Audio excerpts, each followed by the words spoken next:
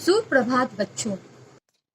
आज पाठ शुरू करने से पहले आप सभी को एक रहीम का दोहा सुनाना चाहती हूँ। कदली सीप भुजंग मुख, स्वाति एक गुण तीन, जैसी संगति बैठिए तैसो ही फल दीन। यहाँ रहीम जी कहना चाहते हैं कि स्वाति नक्षत्र की वर्षा की बूंद तो एक ही है, पर उसके गुण अलग अलग तीन तरह के देखे जाते हैं। कदली यानी कि केले के वृक्ष में पड़ने से कहते हैं कि उस बूंद का कपूर बन जाता है, और अगर शिप में वही पड़ी तो उसका मोती हो जाता है, और सांप के मुख में गिरने से उसी बूंद का विष बन जाता है। जैसी संगति में बैठिएगा वैसा ही परिणाम उसका होगा।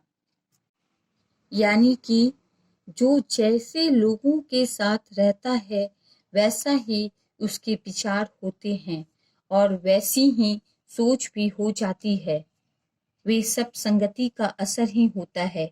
जैसे कि आप जानते हैं, यदि आप अच्छे लोगों के साथ रहते हैं तो आपको कुछ अच्छा ही सीखने को मिलता है, और बुरे सोच वाले लोगों के साथ रहते हैं तो निश्चित ही आपकी सोच और आदत भी वैसी ही बन जाती है। अर्थात जो जिस वातावरण में रहता है वह वैसा ही बन जाता है। कहने का तात्पर्य ये है कि मूर्ख भी विद्वानों के साथ रहकर विद्वान बन जाता है, और विद्वान भी मूर्खों के संगत में रहता है तो उसके अंदर भी मूर्खता आ जाती है।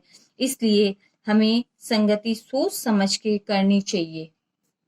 तो आइए इसी संगति के असर पर आधारित एक छोटी सी कहानी आपकी पाठ्य पुस्तक साक्षी हिंदी पाठमाला से पाठ 2 मूर्खों की संगति को जानने का प्रयास करते हैं, जो महाराजा कृष्णदेवराय और तेनालीराम के ऊपर आधारित है। विजयनगर राज्य के महाराजा कृष्णदेवराय के दरबार में तेनालीराम का प्रथम स्थान था। उनकी गिनती महाराज के 9 रत्नों में की जाती थी। तेनालीराम बुद्धिमान और चतुर व्यक्ति थे। तेनालीराम बहुत से कठिन प्रश्नों को अपनी बुद्धि के बल पर आसान बना दिया करते थे। वह समय समय पर शासन को उत्तर ढंग से चलाने के लिए राजा कृष्णदेवराय को सलाह भी दिया करते थे। राजा कृष्णदेवराय अपनी प्रजा का बहुत ध्यान रखते थे। प्रजा के सुख दुख का हाल जानने के लिए वे राज्य में वेश बदल कर घूमते थे। एक बार किसी बात पर तेनालीराम से नाराज होकर उन्होंने उसे दरबार में ना आने का आदेश सुना दिया। यह सुनकर अन्य दरबारियों की बातें खिल गई।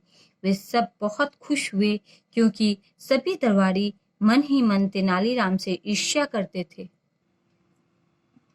कृष्णदेवराय वेश बदलकर राज्य भ्रमण पर जब भी निकलते थे तो अपने साथ तेनालीराम को अवश्य ले जाते थे, परंतु इस बार तेनालीराम की अनुपस्थित में वे वेश बदलकर कुछ अन्य दरबारियों के साथ राज भ्रमण पर निकले। राजा भ्रमण करते हुए एक गांव में पहुंचे। उन्हें बहुत प्यास लगी थी तो वह एक झोपड़ी के बाहर खड़े। आदमी ने उन्हें मटके का शीतल जल पीने के लिए दिया। फिर राजा उस आदमी से पूछा, कहो भाई, तुम्हारे गांव में किसी व्यक्ति को कोई कष्ट तो नहीं है? इससे पहले कि वह कुछ उत्तर देते, अतिथि को देख के आसपास के अन्य ग्रामीण भी वहां एकत्रित मतलब जमा हो गए। वेशधारी राजा ने अपने प्रश्न फिर से दोहराए। गांव वालों ने सोचा कि यह लोग राजा के अधिकारी गण हैं और राजा के कहने पर निरीक्षण करने आए हैं। महाशय, हमारे गांव में सुख शांति है, किसी को कोई कष्ट नहीं है। हमारे राजा कृष्णदेवराय प्रजा को अपनी संतान की तरह प्रेम करते हैं। उनके होते हुए हमें कष्ट होने का सवाल ही नहीं उठता। हम भी दिन रात मेहनत करके अपने राज्य की खुशहाली में योगदान देते हैं। राजा को गांव वाले का उत्तर अच्छा लगा। उन्होंने एक और प्रश्न किया, राजा के बारे में आपकी क्या राय है? सभी ने बारी बारी से राजा का गुणगान करते हुए उनकी महानता का वर्णन किया। एक वृद्ध किसान से भी राजा ने वही प्रश्न किया। वृद्ध किसान उठा और पास के खेत से एक गन्ना तोड़ लाया। फिर वृद्ध व्यक्ति ने राजा के पास आकर गन्ना दिखाते हुए संकेत किया कि हमारे राजा इसी तरह है।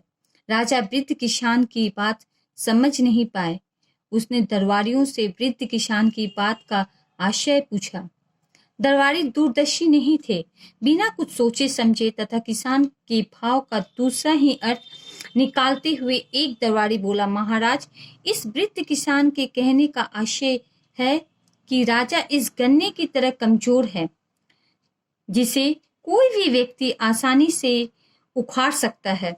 राजा को दरबारी की बात सही लगी। वे गुस्से से वृद्ध किसान से बोले, तुम शायद जानते नहीं कि मैं कौन हूँ। राजा की कठोर वाणी सुनकर वृद्ध डर के मारे थर-थर कांपने लगा। तभी एक अन्य वृद्ध जो भीड़ में कंबल ओढ़े खड़ा था बोला, महाराज, हम ग्रामीण आपको अच्छी तरह समझते हैं, पहचानते हैं, लेकिन बड़े दुख की बात है कि आपके दरबारी ही आपको अब तक समझ नहीं पाए हैं। मेरे वृद्ध मित्र के संकेत का मतलब केवल इतना था कि हमारे राजा इस गन्ने की तरह मीठे हैं जो प्रजा पर अपार स्नेह लुटाते हैं, लेकिन दुश्मन के लिए बहुत कठोर है। दुश्मन को सबक सिखाने के लिए वे गन्ने मतलब डंडे के समान है, जिससे दुश्मन को पीटने का कार्य भली भांति किया जा सकता है। इतना कहकर वृद्ध ने अपनी कंबल हटा दिया और नकली दाढ़ी मूछ उतार कर फेंक दी।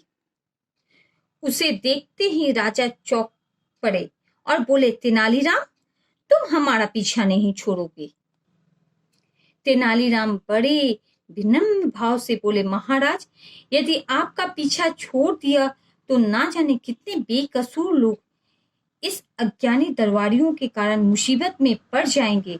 आप स्वयं देख सकते हैं कि अभी इस वृद्ध किसान बिना कारण मौत के घाट उतार दिया जाता। राजा को चाहिए कि वह अपने क्रोध पर नियंत्रण रखे तथा किसी भी निर्णय पर पहुंचने से पहले उससे जुड़े तत्व को ठीक प्रकार से परख ले। केवल एक दरबारी के कह देने भर से ही किसी निर्णय पर ना पहुंचे। राजा समझ गए कि मूर्खों का साथ बड़ा दुखदाई होता है। वह बोले, भविष्य में कभी भी मैं तुम्हारे बिना राज भ्रमण पर नहीं जाऊंगा। उनकी बातों से गांव वाले समझ गए कि भेषधारी कोई और नहीं बल्कि राजा है तथा उनके साथ उनके दरबारी है और वृद्ध ग्रामीण तेनालीराम है। फिर तो गांव वाले ने बड़े प्रेम और आदर से उनका अभिनंदन किया। उनके प्रति गांव वालों का प्रेम देखकर राजा गदगद हो उठे। उधर तेनालीराम की बुद्धिमत्ता के सामने दरबारी खिसियाकर पगले झांकने लगे। सच ही कहा गया है कि मूर्खों की संगति से बच के रहना चाहिए। तो बच्चों, इस कहानी से हमें क्या शिक्षा मिलती है? इस कहानी से हमें यह शिक्षा मिलती है कि मूर्ख भी विद्वानों के साथ रहकर विद्वान बन जाते हैं, और अगर विद्वान मूर्ख की संगति में रहते हैं तो उनके अंदर भी मूर्खता आ जाती है। इसलिए हमें संगति सोच समझकर करनी चाहिए। धन्यवाद।